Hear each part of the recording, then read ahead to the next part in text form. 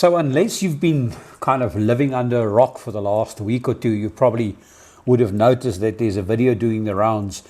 In this video, which is quite horrible to see, there's a person driving what looks like a van, and a train strikes the back of his van and takes away literally the rear of the van while he's sitting in his seat. Now, this whole case actually happened in 2021, so it is a while ago, but it's relevant because the video is doing the rounds now again. And for some reason, it's attracted a lot of attention because I've had so many friends send it to me already. So what's really interesting is this happened to have taken place in a place called Milwaukee in the US, which is kind of where we were. This happened on the 10th of November 21 in a little town called Ixonia, which is kind of in Jefferson County, which is it's probably about 55 kilometers from Milwaukee in Wisconsin. Now, during or up to 2020, we were actually in Milwaukee. And as this train crash now is in the forefront again, people are discussing it, I thought it'd be interesting to talk about this case and to refer to some of the facts about it. So this guy was Alexander Evans. He's a delivery driver for Amazon. He was doing a delivery and he was driving away from the delivery location. He is coincidentally deaf in his left ear. He's unable to hear properly. And as he was driving, he had to turn left and cross over the railway track. And as he was busy crossing over that railway track, this collision occurred and literally the back of his vehicle is taken away. And what's really surprising is he kind of sits still and you can literally see from where he is that he's kind of trying to figure out what the hell is happening, because I don't even think he's sure of exactly what took place there. He did say that all he felt was this enormous air pressure, but because he's deaf in the one ear, he wasn't fully aware of the train horn, and he couldn't really tell that it was a train until it was literally too late, and he tried to accelerate across the railway line, which of course saved his life. But what's really interesting about this case as well is he's driving on the side road and he's about to turn left to go over the railway crossing. Now, as he's driving with a van, he cannot look to his left and to his rear because he'll see nothing but the interior of his van. And as he's approaching this intersection, there's a stop sign at the railway line, or it's a controlled crossing as far as the stop and the railway line sign is concerned. But where he is coming from, he's essentially approaching that sign edge on, so he doesn't see the stop sign. So that's the first thing. The second thing is there's a recurring theme in that there are no warning sounds or warning lights at this intersection to tell that a train is on the way to approach him. At the same time, the reports, and the news reports at least, indicate that this train was apparently driving at about 180 miles per hour, which is about 130 kilometers per hour. I personally question whether passenger trains would go that fast, but it must have been at least 80 or 85 kilometers per hour nonetheless.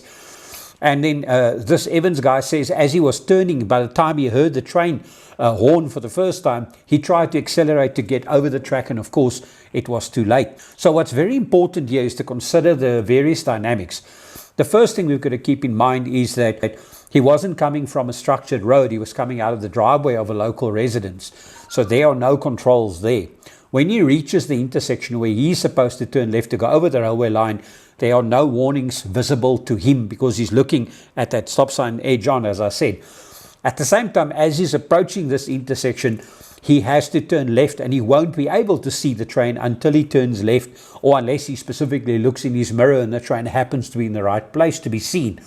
The intersection is uncontrolled, which means the trains pass through there, and it's up to the drivers and the individuals using the road to find a way to see or observe the train. Now imagine if it's a completely deaf driver, what the implications might be. And then also it's kind of surprising to me that there wasn't a speed reduction in place where the intersection between the trail and road traffic is present. So that's kind of interesting. What makes this case so appealing to me is that I've actually done my fair share of train crash investigations, including matters that I worked on involving train crashes in the US.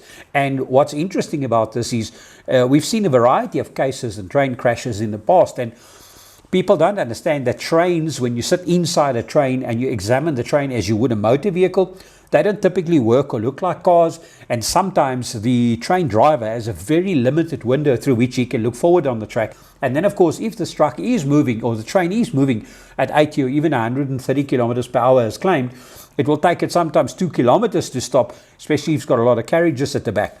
In this case, it was a passenger train on the way to the intermodal transfer center or the intermodal hub, in Milwaukee. It's coincidentally a hub we used all the time, so I'm personally familiar with the location. I know what it's like, and it's quite something to go there and to get on a train and to take a ride out to Chicago. The passengers did report that they noticed something happened, but they weren't fully aware. Unfortunately, the train was stuck for some 4 hours, and people were getting hot, and somebody suffered from a bit of anxiety, etc. But nobody got killed and nobody got seriously injured. But it does raise concerns about those interactions between the massive train and the relatively smaller motor vehicle. So when you are traveling around any areas where there are train lines, make dead sure before you cross any train line, whether it's a controlled intersection or not. If you have to stop and get out of your vehicle to check, rather do that, because when a train hits you, there's no way for you to be right if you are unfortunately killed in the process. So it's kind of an interesting case to look at. I did make a small animation without realizing or knowing the real true speeds of everything. I did do a little animation just to illustrate that if you approach that intersection and you turn left, the time you have before there's an interaction between you and the train at that specific intersection would literally be extremely short. The train driver would have almost no warning, as would the driver in the panel van. In this case, he was lucky. It happened on his 33rd birthday, and he survived with a little bit of a stiff and sore body, but nothing substantially different. And just to add context to this, I'm adding a couple of news reports at the end of this video. Thanks for your time. An Amtrak train split an Amazon delivery truck in half. The back end traveled with the train, but that front end, the driver's seat, remained at the intersection. Officials say it's a miracle the driver is alive. News Chopper 12 caught the aftermath from above Ixonia, and on the ground, a severed truck and Amazon Prime package debris covered the tracks. He got lucky. We spoke over the phone with a passenger on board that train. And everyone kind of jolted around, but didn't think much of it. And then a few minutes later, we kind of rolled to a stop. Shortly after, there was a smell. It smelled kind of like burning engine. It was the Amazon driver, but the driver is okay. It's just that the back half of his car is on front of the engine. All 129 passengers on the train were okay and continued their trip 4 hours after the crash. The Jefferson County Sheriff's Office says the Amtrak struck the van as the driver tried to cross. There's no gate or flashing lights, just a stop sign and crossbuck. Neighbors nearby say it's a dangerous intersection. When you go into the main part of Ixonia, I mean, when there are cross guards and the lights go on when there are trains coming through, so that would actually make it feel safer, at least. In Ixonia, Courtney Sisk, WISN 12 News. That's right, and we caught up with passengers here at the intermodal station downtown Milwaukee as they deported that train that was left without power for a lot of that delay. A car into the side of an Amtrak train damaged the locomotive so badly it caused a 3.5-hour delay on Thursday. How did you feel about the whole ordeal? I mean, it was really scary, you know. Again, it was very general at first, so we were kind of like, you know, in the dark about it. And then as we were waiting for more updates, I mean, it was just really nerve-wracking. Passengers arriving at the Milwaukee intermodal station said there was no airflow and a breakdown in communication after the train stopped in Ixonia around 1:30, which led some passengers to panic. One woman, she was having the most issues, I would say, with the anxiety. It turns out she was on her way to Chicago for her brother's funeral. I have asthma, but I wasn't really having an asthma attack. I just felt like the air was really hot and heavy and restrictive. An Amtrak representative told 12 News the air was off to conserve power while they were switching locomotives. And they couldn't open the emergency windows because there's no way to close them again once the train gets moving. Passengers say the situation could have been handled better. Why wouldn't you just have some plan in place for making sure communication is happening, making sure there's airflow no matter what happens with the train, and water. And Caroline, you learned at least one passenger had a medical episode? That's right. I learned from the other passengers that someone was having or was about to have a panic attack on the train, and employees were able to escort that passenger to the door to give her some air and then take her back to her seat where she remained the rest of the trip, Patrick. We'll hear from the driver sitting in the front seat of this Amazon truck when it was cut in half by a train that was going almost 80 miles an hour. 12 News' Terry Sater on the close call and the move that saved his life. Yeah, it just boom. Alexander Evans says he's still in shock after an Amtrak train slammed into his Amazon delivery truck, cutting it in half Wednesday. News Chopper 12 captured the aftermath in rural Jefferson County near Ixonia. What did you hear and feel when that train hit your truck?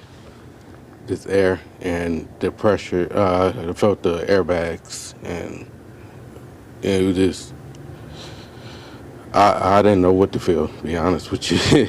The Milwaukee husband and father of 2 little girls posted these photos of the wreckage on his Facebook page. He traced his route in red on this map, showing how the road parallels the track before the crossing, limiting a driver's view of the tracks.